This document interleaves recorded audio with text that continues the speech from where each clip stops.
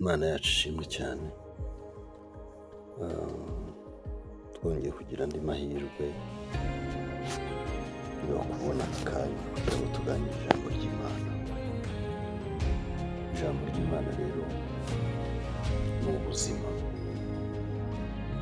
Ijambo ry'Imana niko kubaho kw'abana b'Imana, kuko iyo mu muntu nta jambo ry'Imana ririmo haba harimo ubusa nyine, kandi ikintu iyo kirimo ubusa ntacyo cyamarira nyiracyo.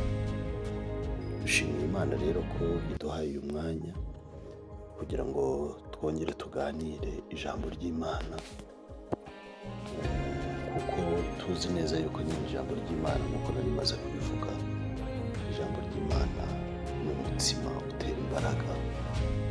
Ijambo ry'Imana rimeze nk'amazi apfutse, amazi amara inyota.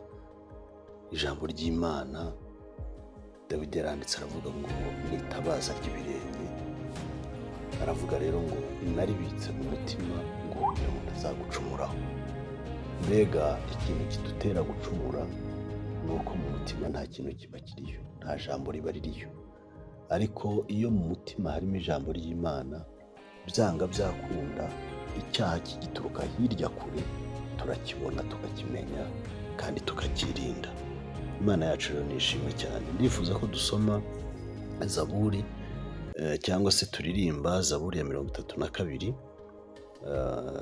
Turirimbe igitero cyaho cya kabiri gusa. Haravuga ngo hahirwa umuntu Uwiteka atabaraho gukiranirwa, umutima we ntube mu buriganya. Imana yacu ni ishimwe cyane. Uyu mwanditsi ni Dawidi, yaravuze ngo hahirwa. Hari abantu bahirwa. Iyo usomye no mu bindi bitabo, hari ibindi bitabo nyine bitubwira abahiriwe. Hahirwa abakene mu mitima kuko aribo bazahazwa. Hahirwa. Ariko ahangaha Dawidi yavuze ngo hahirwa umuntu Uwiteka atabaraho gukiranirwa. Hahirwa umuntu Uwiteka areba ntamubonemo uburiganya. Hahirwa umuntu Uwiteka areba ntamubonemo amafuti mu mutima we. Hahirwa umuntu Uwiteka areba ntamubonemo ubutiriganya, ntamubonemo ibyaha, ntamubonemo ibidatunganye mu mutima we. Uyu rero ni Dawidi. Aravuga ngo hahirwa umuntu Uwiteka atabaraho gukiranirwa.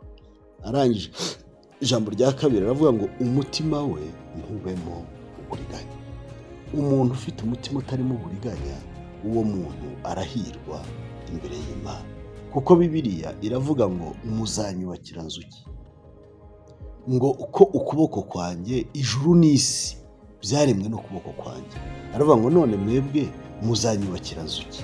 Ariko arangije aravuga ngo icyo akora, ngo umuntu, ngo umukene ufite umutima umenetse uhindishwa umushyitsi n'ijambo ryanjye, uwo niwe nishimye, kandi ngo uwo nguwo ngo sinzamutererana. Imana yacu rero nishimwe cyane.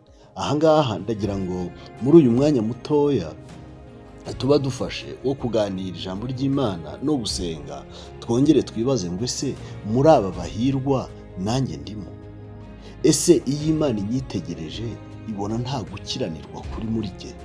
Iyo Imana indebye nganira n'abandi ibona nta gukiranirwa kuba muri njye?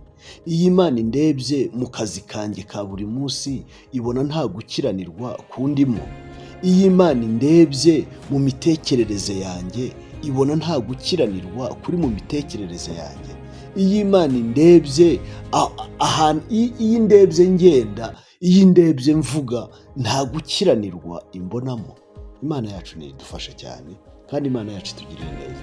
Buri muntu akwiriye kujya yibaza iki ngiki, kubera ko hano ku isi, usibye ko abantu rimwe na rimwe tutareba, usibye ko abantu rimwe na rimwe tutanabona, ariko ikigaragara ni uko umuntu aba ku isi igihe kikagera akayivaho. Umuntu aba ku isi igihe kikagera akagenda akayisiga, abandi bagakomeza, we yayivuyeho yagiye. Ku bw'ibyo rero, ubwo tutari hano ku isi nk'abantu bazaguma ku isi, nk'abantu bayimezeho imizi, biradukwiriye ngo tujye dusuzuma mu mitima turebe niba Imana itatubonamo gukiranirwa. Aravuga rero ngo hahirwa umuntu w'Uwiteka atabaraho gukiranirwa, ngo kandi mu mutima we ntubemo uburiganya. Imana yacu idufashe. Hari abantu rwose mu mitima yabo habamo uburiganya, yavuga ukabona ni uburiganya gusa bugenda, icyo akoze cyose ukabona ni uburiganya buri aho ngaho. Yewe n'iyo aganira n'abandi wakumva ibiganiro bye ukumva birimo uburiganya. Imana iturinde uburiganya, Imana iturinde imitima irimo gukiranirwa, Imana iturinde imitima itishimirwa n'Imana. Nasomye ijambo ry'Imana ndeba igihe umuhanuzi Samweli yari ariho aririra Sawuli. Imana iramubwira ngo Samweli ntiwongere kuririra Sawuli, mureke, namukuyeho amaboko, kubera ko niboneye mu bahungu ba Yesayi umuntu umeze nk'uko umutima wanjye ushaka.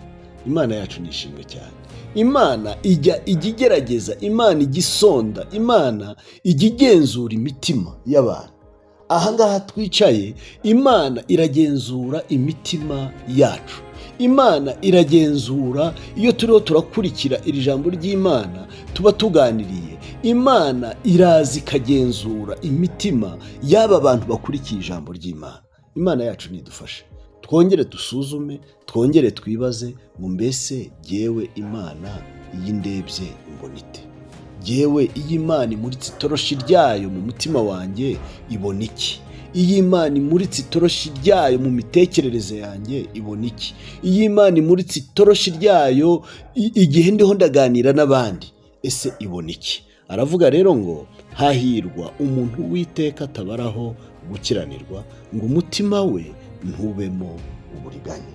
Amahoro y'Imana nabane namwe, amahoro y'Imana nabane n'imitima yanyu itarimo uburiganya, kandi kugirirwa neza n'imbabazi biva ku Mana bibane natwe twese mu izina ry'Umwami wacu Yesu Kristo.